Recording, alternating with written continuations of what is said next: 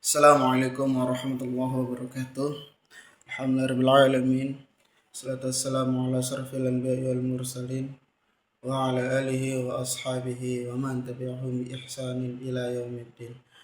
Alhamdulillah wa syukurillah wa la haula wa la quwata illa billah. Alhamdulillah, uh, para teman-teman sahabat yang insyaallah kami cintai karena Allah Subhanahu wa taala. Kali ini di pembelajaran kali ini adalah pembelajaran tentang akidah wal akhlak atau disingkat dengan akidah akhlak. Nah, jadi akidah ini apa? Artinya seperti apa? Bagaimana relevansinya, urgensinya di dalam syariat Islam? Insya Allah kita akan kupas sedikit demi sedikit. Nah, yang pertama, jika kita membahas tentang akidah, akidah ialah berasal dari bahasa Arab. Secara bahasa ialah akidah ialah aqada yaqidu aqidatan, aqdan aqidatan, ya. Artinya simpul ikatan ataupun perjanjian yang kokoh. Jadi kalau setelah berbentuk akidah, maka dia menjadi sebuah keyakinan.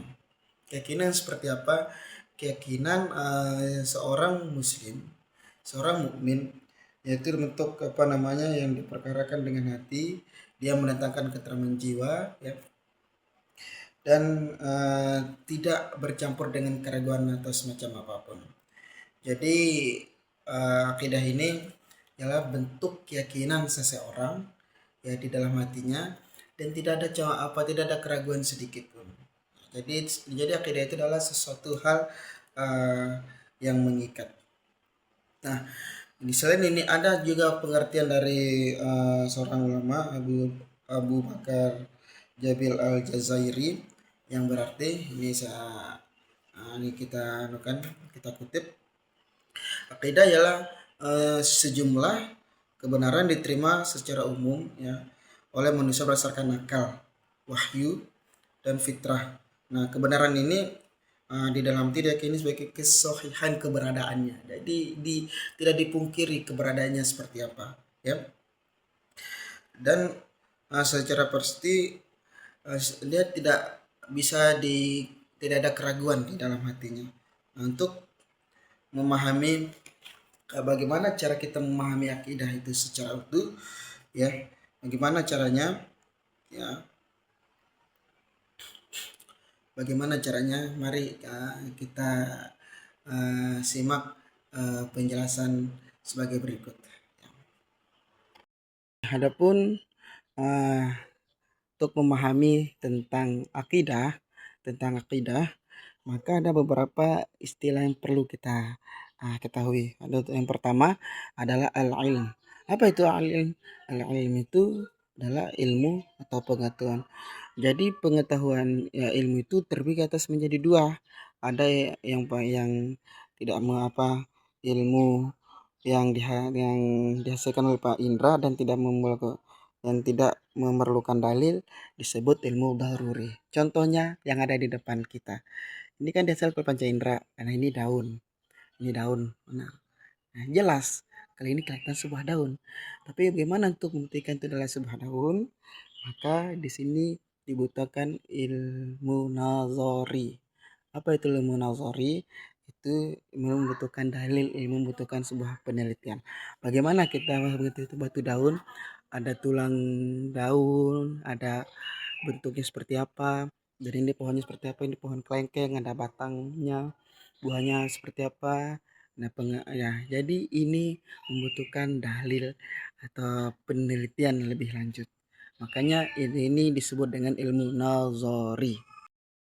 Yang kedua ialah setiap manusia itu memiliki fitrah yang mana dia mengakui kebenaran bertuhan, indera untuk mencari kebenaran, akal untuk menguji kebenaran, dan memerlukan wahyu untuk menjadi pedoman yang mana yang hak dan mana yang batil, mana yang benar dan mana yang tidak. Nah, jadi misalkan contohnya ini kan tidak berfitrah, tidak memiliki akal, ini hanya sebuah paket yang dilakban, Nah, beda dengan hal manusia. Manusia itu ialah dia memiliki fitrah bertuhan, dengan indera dan akal bisa membuktikan adanya Tuhan, tetapi hanya wahyulah yang menunjukkan kepada siapa Tuhan yang sebenarnya. Jadi indera dan akal itu teman-teman, yang fitrah itu kita bisa membuktikan adanya Tuhan. Bagaimana caranya? Akhirnya kita harus berpikir ya bahwa adanya kita pasti karena ada yang menciptakan, dan yang menciptakan pun berbeda dengan yang diciptakannya. Ya, contohnya ini ya, ini dia tidak berfitrah, Ini paket yang dilakban ini, uh, tempat cucian ini, tempat koper, tempat pakaian, semuanya tidak berfitrah, tapi diatur oleh yang mempunyai fitrah, yang mempunyai akal. Ketiga adalah keyakinan itu tidak boleh bercampur dengan keraguan sedikit pun. Ya, kenapa? Karena kalau kalau bercampur dengan keraguan, maka itu akan melemahkan keyakinan atau akidah Anda. Nah, jadi sebelum seseorang mencapai tingkat yakin, ya, dia akan mengalami terlebih dahulu beberapa hal. Yang pertama syak, yaitu antara kebenaran dan kebenaran dan kebatilan itu sama-sama kita yakini, ya, sama kuatnya, sudah jadi seimbang, ya. Yang kedua adalah zon, salah satunya lebih kuat. Misalkan yang kiri kita lebih condong ke kiri, yang tidak lebih condong ke kanan, ataupun sebaliknya. Yang ketiga adalah gola batu zon, jadi cenderung menguatkan salah satunya karena meyakini dalil kebenarannya. Keyakinan sudah sampai pada tingkat ini disebut dengan akidah. Nah, jadi ketika kita sudah meyakini tentang, karena kita mempunyai dalil, kita mempunyai bukti jelas manhajnya, maka itulah disebut dengan akidah. Yang keempat adalah akidah harus mendatangkan ketentraman jiwa. Kenapa saya kasih lihat video ini? Karena kalau kita melihat sesuatu yang hijau-hijau, yang segar-segar, atau pepohonan, maka itu akan mendatangkan ketentraman jiwa. Karena di dunia itu sudah cukup gersang dan lain sebagainya.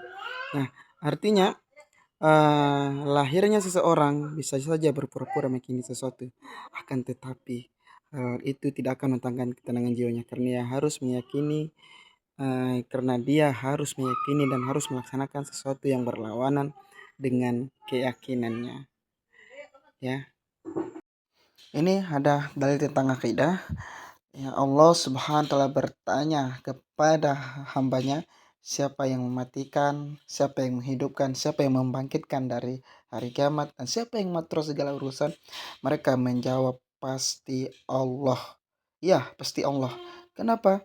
Karena secara fitrah manusia sudah meyakini bahwa penghambaan dia hanya kepada Allah Subhanahu wa taala.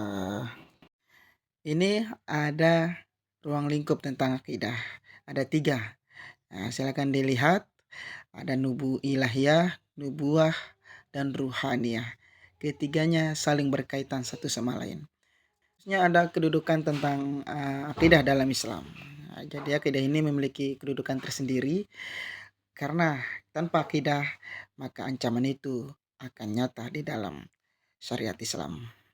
Demikian penjelasan tentang akidah. Semoga dengan penjelasan tadi teman-teman para hadirin wal hadirat bisa memahami